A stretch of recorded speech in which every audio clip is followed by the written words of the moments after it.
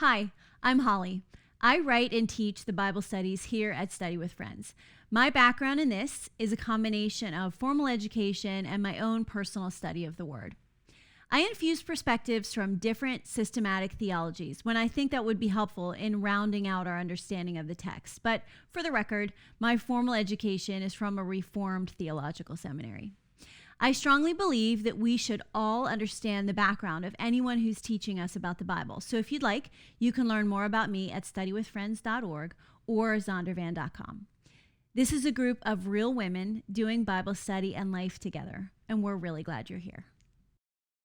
Okay, so I'm going to move into relationship, the third element of the covenantal promises. We actually touched on some of these because family and relationship, descendants and relationship, we talked about some of the things that are relational in a horizontal, thank you for reminding me, my up and down from my side to side. In a horizontal way, we were talking about family and descendants. Now we want to talk about our vertical relationship with God, but let's first tell me your biblical understanding of relationship with God. That's a big question, so it doesn't really matter where you go. There's no wrong answer, but just tell me your reflections on your biblical understanding of relationship. I just think of the phrase, you will be my people and I will be your God. Like he just decided, like, you're the people I pick. Mm-hmm. They didn't deserve it. They didn't really even want it, at some level, and they just were chosen. And I feel like you just said the soundbite for this whole series because that's so spot on. Yeah. They didn't do anything to deserve it. He chose them despite their shenanigans. Mm-hmm. He stuck with them. Mm-hmm. And that's what he promises us too. And that's a great observation, the relationship. And one of the things that I said at this point in the homework, but we already kind of talked about, was how relationships can be complicated. And I stopped you for a minute. I was like, wait, let's talk about how that looks, because I don't know, I just never want us to sit here in an ivory tower and be like, oh, well, our experience is the same. Everybody has the same experience that we're having. And once you're a Christian, everything is just great. And your family isn't, like, that's just not truth, right? So I may walk back sometimes or say, wait a minute, don't run away from what you just said, because that was so insightful, Bella. Oh, thanks. So I know that I interrupted you, and maybe you didn't get to. So feel free to finish what you were saying, but I just wanted to sit in that for a minute, because it's important that we reflect grace for all believers. That we're representing that around this table, but I mean, let's face it, we're privileged people. Mm-hmm. We're sitting in a warm place with clothes and shoes, and I just feel like it's easy to forget that not everybody's experiencing that.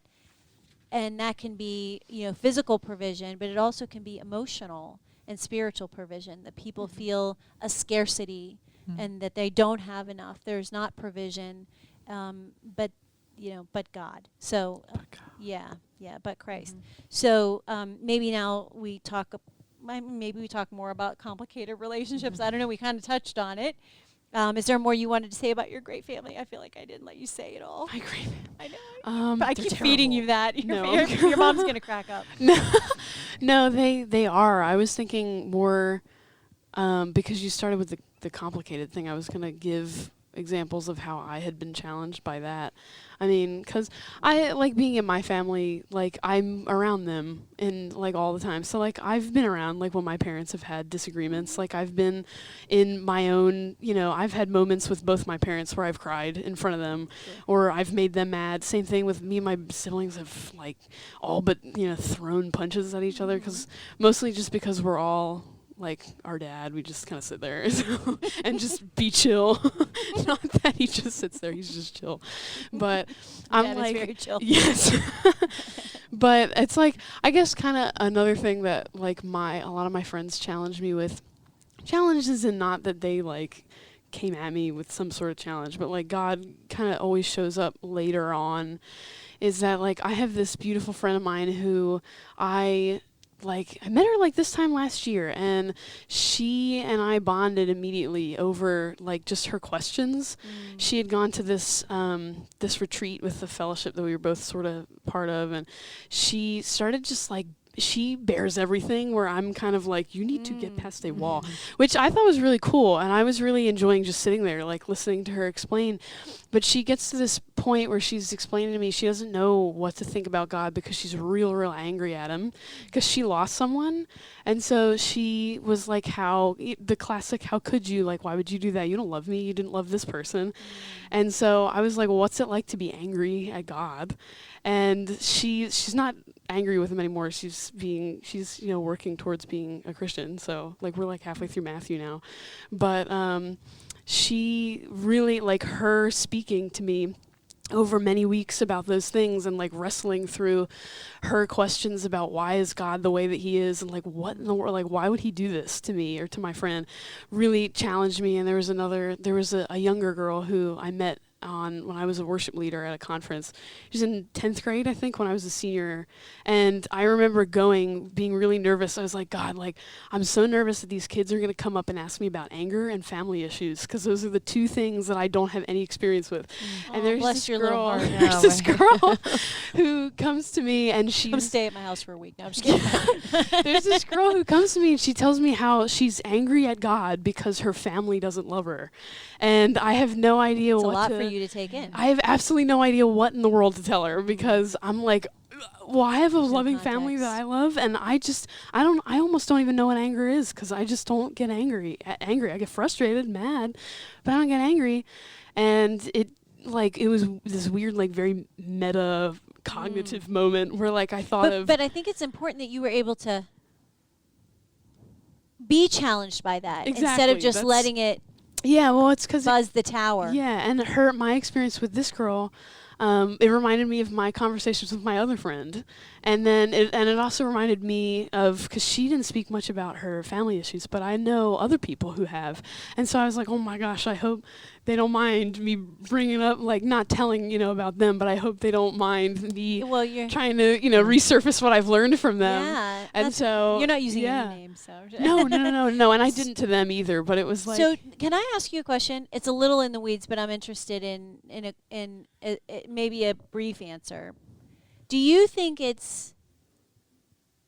I guess it could go either way, but do you think it's helps that someone is looking, when someone doesn't have the family relationship, the satisfying family relationship, do you think that helps them on their journey to Christ, or do you think it hinders them? No, I think it helps, because some of the people I know and I'm like the closest with and I look up to the most have, like, they've told me about how like broken their families are, and how they have this like new idea of like what is right and good. Yes. And I think like that's we were really saying, cool. that you knew you were longing for something, longing and something you find it different. in Yeah. Christ. Yeah, it's I feel like it's the same exact thing as like I have a relationship with God because I grew up with him, but my relationship with God is not the same as my friends who met him later in life and had to rely on him in a completely different way. And sometimes I am almost jealous of people who, like, I don't like that word, but sometimes I'm almost jealous of people who meet God later in life, like you were mentioning that you came to Christ in adulthood. And I'm always like, I wonder like how my faith would be different, or like how people's faith is different. And then I've heard people say the same thing back opposite. Yeah. But yeah, It'd it's be like nice to have grown up in a, Exactly. Yeah. Oh, the grass is always greener, right, whatever right, it is. yeah. But, you know, You I might have wonder if you regrets, but we have, right. Yeah. Something. It's just I wonder if you sure can is think of a way, I mean, again, I don't want to get too deep in the weeds, but I don't actually think it's too far off what we're talking about. I can think of ways that actually complicated family relationships would get in the way of my journey to Christ. To say, but if you're good, why all this happened to me? Yeah.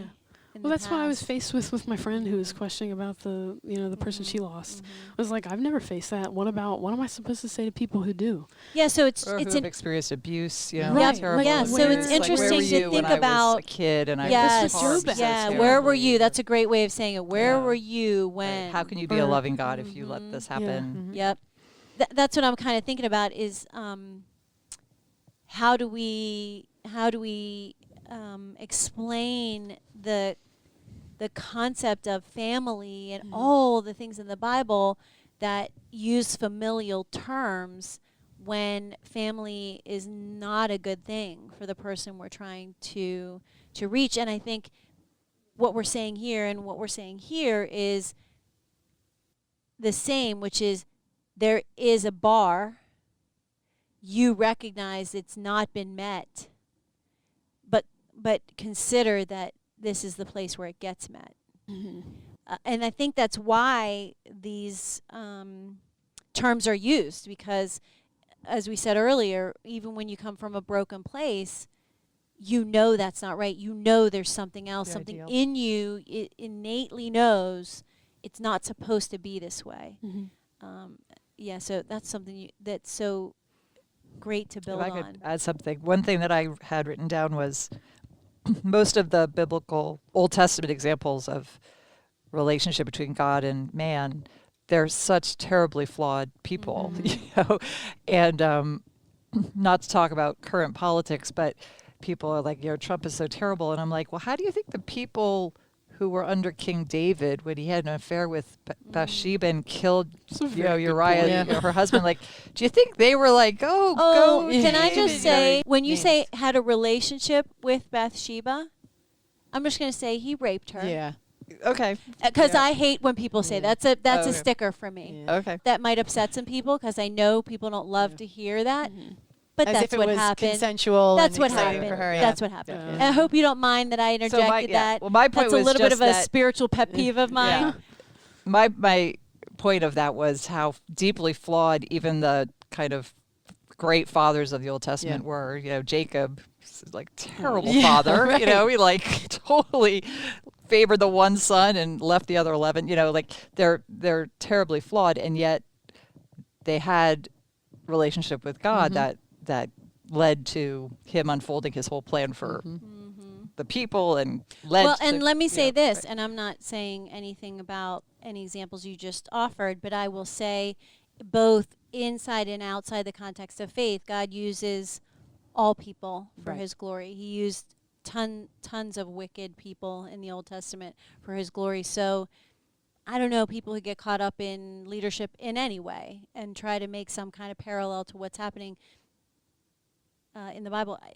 God is sovereign, and he's always in charge, and his kind of the theme of what we're talking about here is his will prevail Always. no matter what. No matter what happens with the nations, and Israel's a great example, the rise and fall, the monarchy, the exile. In the moment, I'm sure people were like, what is happening? But in hindsight, we say, oh, this is what was happening. And of course, God had that foresight because he had the plan from the beginning. And so it's actually a great commentary. We could think about it politically, we could think about it culturally, we can think about it socially, we can think about it in our moment in time. You know, we think about postmodernism and what happened during the era of, you know, Spinoza and the prevalence of science, and why would you allow people to stop believing? All of that, we get stuck in our own myopic moment, just seeing a small, tiny piece of what I always say, one thread in this huge tapestry that God is weaving over all time. And it's very, you know, I mean, it's normal for humans to be like this, but, you know, God calls us to be like this. And this is kind of what we're trying to do here is take it all in, a survey, if you will, of the whole landscape that says, oh, which you said almost at the beginning, which is if I can gain a proper perspective on the narrative arc up until the moment that I'm in, and recognize if this is the moment I'm in, the narrative arc doesn't work like this, right? I'm here, somewhere in here. And so recognizing the narrative arc and that seeing how it came to my moment in time, how I may factor in, my salvation factors in, and then foreshadowing within the boundaries of biblical soundness, where God says he's taking us as our finite lives and also as a kingdom calendar. That's what I'm talking about, the unity and the understanding of the biblical narrative arc. So actually, we're totally coming full circle, which is awesome. I was saying it makes me think too of just sort of pulling it all together, right? You were saying this narrow tunnel vision, which we do, we all have, and even, well, why this? If that, and you can come up with a biblical perspective of why this certain thing. Well, what about this? You know, because I do the same thing. Like, most of the kings were bad, right? Like, all through time, most of the kings were evil. They were going after their own ways. And we just have this perspective, and it's great to look outside of this perspective, right? So even coming back to the family thing, my husband and I both came to faith as adults in our 30s, and he had a horrible father. When you were together? Yeah. Oh, I want to hear. Yeah, we were both married. For one of the things Almost that 10 drove us years, to yeah. faith was our troubles in our marriage. But that's a whole other Bible study. Okay. So Sounds like a cup of coffee. I came with a good father. Like, my father was a loving father. Our family was the center of our universe, whereas he came with a more of an abusive style of family. And so it's just interesting that we both then can look at God as our father. I would say it was harder for me to look at God the Father, because I already had a good father. And so There's no sometimes hole you were trying to fill. yeah, so exactly, there's no hole. So looking at people's different perspectives, and then how God uses all of these things to bring people to him. And, you know, knowing that your situation being as beautiful as it was, you're still a beautiful blessing to someone who didn't have that situation, because God's using all of us in these ways to look at people and bring people to him. So just because I think we're in this certain situation and we have this certain vision and view of what our God looks like, that's not him. He's so much bigger than that.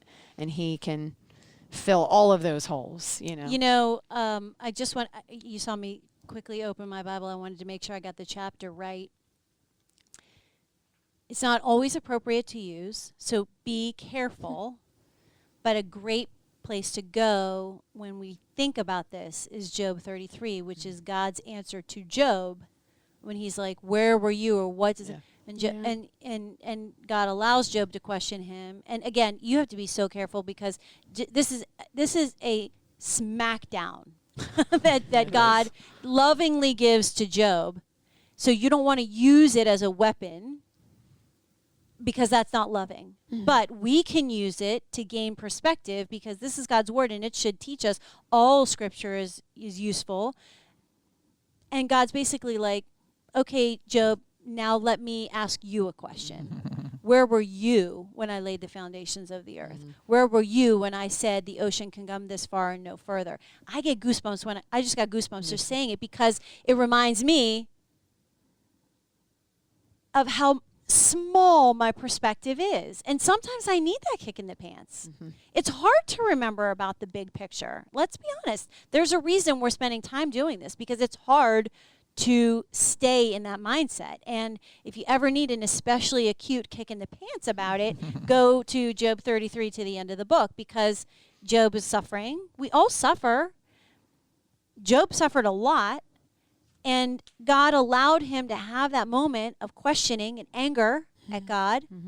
But then he was like, now remember who you're talking to. Remember who you are. And remember who I am. And it is a lengthy, It's like 4 chapters. schooling. I was almost going to say diatribe, but that's not the right thing, because it's a righteous lecture. And sometimes it's good. I mean, maybe like once a month, read it.